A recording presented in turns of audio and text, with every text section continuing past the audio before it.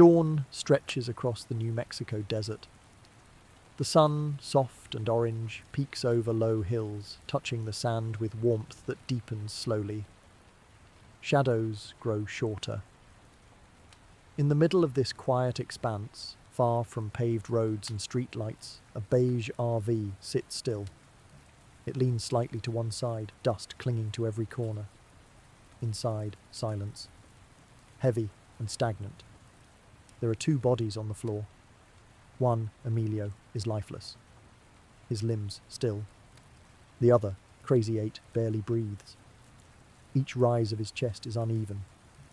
Shallow. His eyelids flutter with unconscious effort. Walter White stands nearby, watching. His face is expressionless. But inside, the air swirls with uncertainty. His hands are cold. His fingers tremble. This is new territory. Dark. Terrifying. And irreversible. From the passenger seat, Jesse Pinkman groans. He wakes slowly, eyes adjusting to the harsh light coming through the windshield. Then, realization. His stomach turns. He scrambles outside. The sound of retching echoes in the stillness. The desert wind carries it away. He leans over, hands on knees, gasping for breath. The ground beneath him is dry and cracked. The world feels tilted. Walter joins him outside. They say little. What's there to say? They stand side by side, the sun warming their backs, staring at a future that's no longer simple. They bury Emilio's body under a tarp in the RV. Crazy 8 still breathes. And that means choices. Back in Albuquerque, Skylar types quietly at her desk. Her fingers move with purpose. On the screen, a name, Jesse Pinkman. She searches forums, old school records, mentions in local arrest logs. Something doesn't feel right. Her husband is hiding something. And Skylar is not a woman who ignores her instincts. Meanwhile, the RV rumbles back toward the city. The tires hum against the road. Jesse drives, stealing glances at the man beside him. Walter is quiet, staring straight ahead. There's blood on his sleeve, dust in his hair, but he says nothing. The silence between them is a wall.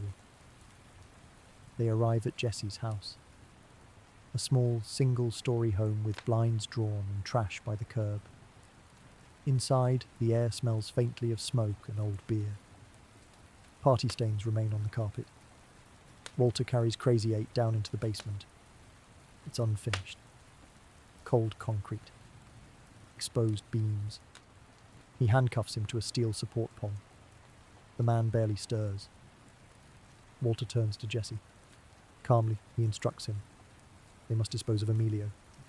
Acid. Specific acid. Hydrofluoric. And they need a plastic bin.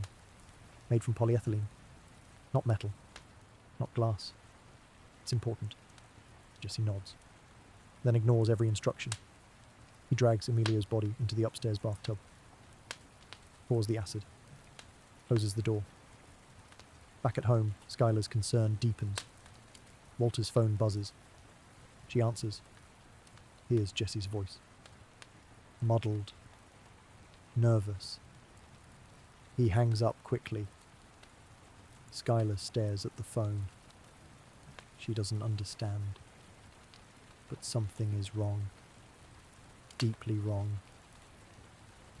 At Jesse's house, a loud crash breaks the stillness. Jesse runs upstairs. The bathtub has collapsed.